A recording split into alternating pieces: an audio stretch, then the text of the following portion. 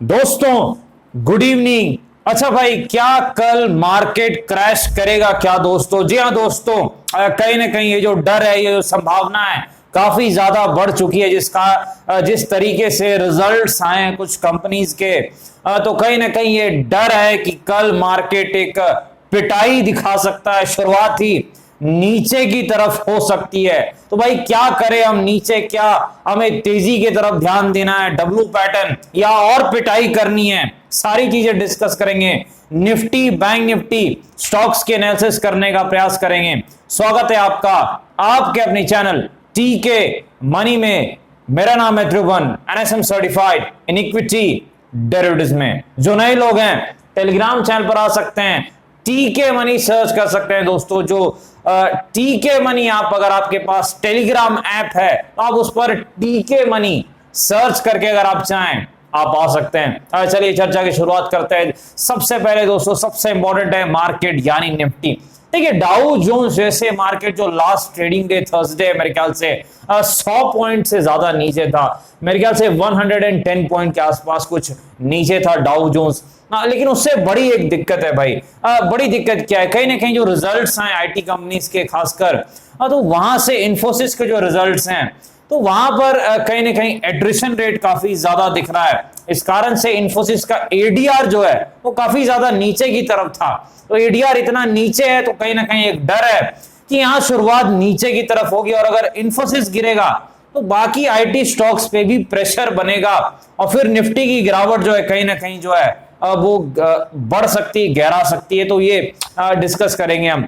चलिए चलते हैं दोस्तों, देखते हैं निफ्टी में क्या टेक्निकल लेवल्स हैं, क्या सारी चीजें हैं। देखिए सबसे पहले रेजिस्टेंस कहां है, सपोर्ट कहां है, वो सारी चीजें डिस्कस करते हैं।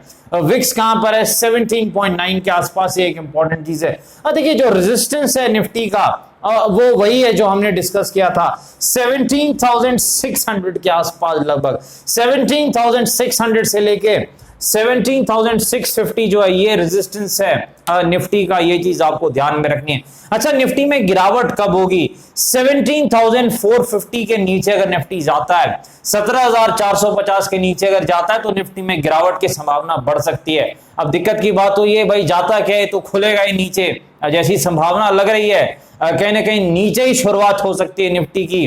तो कहीं ना कहीं हमें अगले बड़े सपोर्ट को देखना पड़ेगा, क्योंकि फिर ये तो टूटेगा भाई, इसमें कोई शक नहीं है। हमें अगला बड़ा सपोर्ट देखना पड़ेगा निफ्टी में कहां पर है।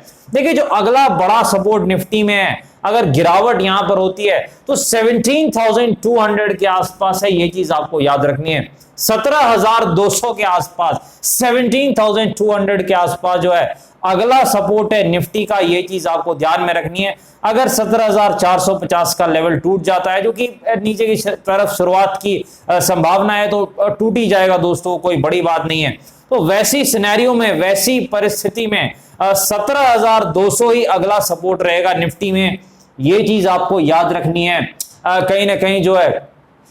लेकिन अगर गैप डाउन बड़ी ओपनिंग हो, मान लीजिए 100-200 पॉइंट के आसपास की, तो आपको एक चीज जरूर देखनी है, डब्ल्यू पैटर्न अगर आपको मिल जाए बनता हुआ, कैसे भी डब्ल्यू पैटर्न मिल जाए तो आप तेजी कर सकते हैं।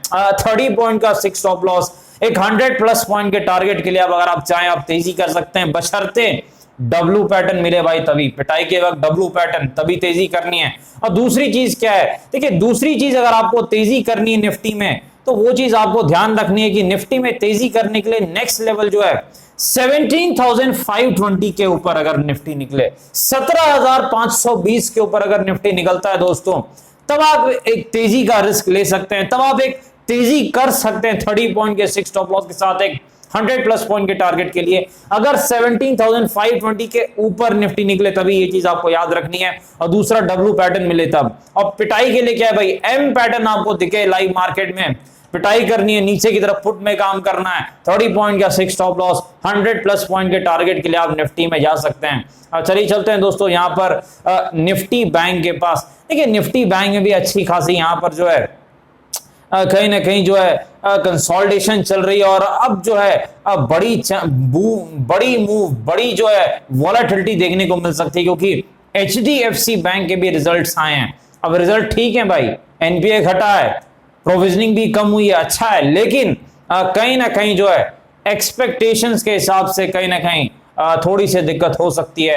तो यहां पर देखिए जो एक चीज जरूर है यहां पर कि एचडीएफसी बैंक गिरा है, तो ये चीज उसके जो है फेवर में जरूर जाती है। चलिए चलते हैं यहां पर निफ्टी बैंक में क्या सपोर्ट है चेक करते हैं।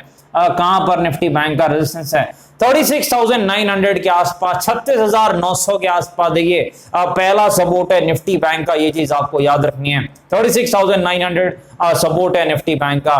रेजिस्टेंस कहां पर है, ये जो रेजिस्टेंस है 37,900 से लेके 38,000, 37,900 से लेके 38,000 जो है ये एक रेजिस्टेंस है निफ्टी बैंक में, ये चीज आपको ध्यान रखनी है। निफ्टी बैंक में भी भाई डब्ल्यू पैटर्न आपको मिलता है, 70 पॉइंट का 6 स्टॉप लॉस, 200 प्लस पॉइंट के टारगेट के लिए आप तेजी कर सकते हैं। और अगर आपको एम पैटर्न मिलता है तो वही 70 पॉइंट का 6 स्टॉप लॉस, लेकिन 200 प्लस पॉइंट के टारगेट के लिए आप मंदी यानी पिटाई की तरफ काम कर सकते हैं, ये चीज आपको जरूर याद रखनी है। डब्ल्यूएम बहुत अच्छे पैटर्न्स हैं, अच्छा प्रॉफिट दिलाते हैं। चलिए चलते हैं दोस्तों यहां पर स्टॉक्स के पास। सबसे पहले इन्फोसिस, देखिए इन्फोसिस का एडीआर नीचे था, इसका मतलब गिरावट के साथ शुरुआत होने की कहीं ना कहीं संभावना इन्फोसिस में है, इसमें कोई शक नहीं है।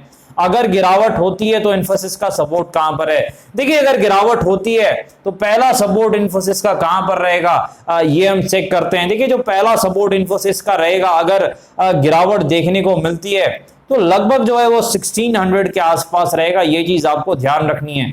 1550 से लेके 1600 यानी 1550 से लेके 1600 के बीच में जो है ये पहला सपोर्ट रहेगा इन्फोसिस के लिए, ये चीज आपको ध्यान रखनी है। फंडामेंटली तो इन्फोसिस अच्छी कंपनी है, लॉन्ग टर्म कोर पोर्टफोलियो का स्टॉक है, लेकिन शॉर्ट टर्म में कहीं ना कहीं थोड़ा सा जो है दिक्कत हो सकती है, ये चीज आपको ध्यान रखनी है।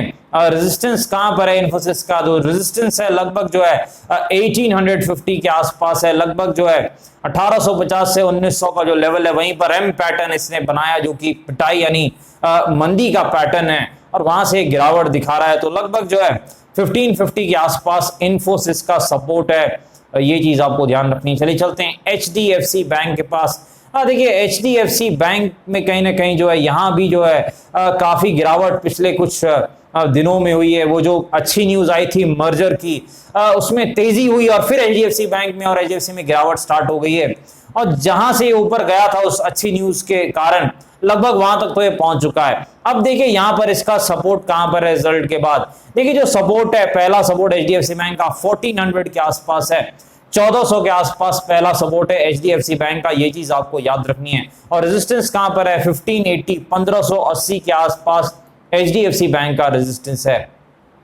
चलिए चलते दोस्तों टेक महिंद्रा के बाद। देखिए कहीं ना कहीं आईटी स्टॉक्स में गिरावट देखने को मिल सकती है, क्योंकि इन्फोसिस के कारण हो सकता है माहौल आईटी पैक का थोड़ा जो है नीचे की तरफ हो सकता है। तो यहां पर रेजिस्टेंस कहां पर है 1500 के आसपास रेजिस्टेंस है टेक महिंद्रा का, और पहला सपोर्ट कहां पर है 1330 1330 के आसपास टेक महिंद्रा का सपोर्ट है, ये चीज आपको याद रखनी है। चलिए चलते हैं यहां पर फेडरल बैंक के पास। देखिए फेडरल बैंक का रेजिस्टेंस कहां पर है, लगभग 104 105 के आसपास, 104 105 के आसपास फेडरल बैंक का रेजिस्टेंस है, ये चीज आपको ध्यान रखनी है। फेडरल बैंक का सपोर्ट कहां पर है, देखिए जो फेडरल बैंक का सपोर्ट है लगभग जो है 90 के आसपास है, ये चीज आपको याद रखनी है। रिजल्ट्स भी मेरे ख्याल से आने वाले हैं, तो ये चीज जरूर आपको ध्यान में रखनी है, क्योंकि रिजल्ट्स के आसपास बड़ी वॉलेटिलिटी दिखाता है। अच्छा स्टॉक है, इसमें कोई शक नहीं है, लेकिन वॉलेटिलिटी दिखाता है रिजल्ट्स के आसपास।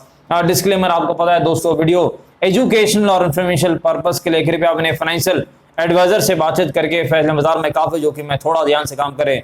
धन्यवाद।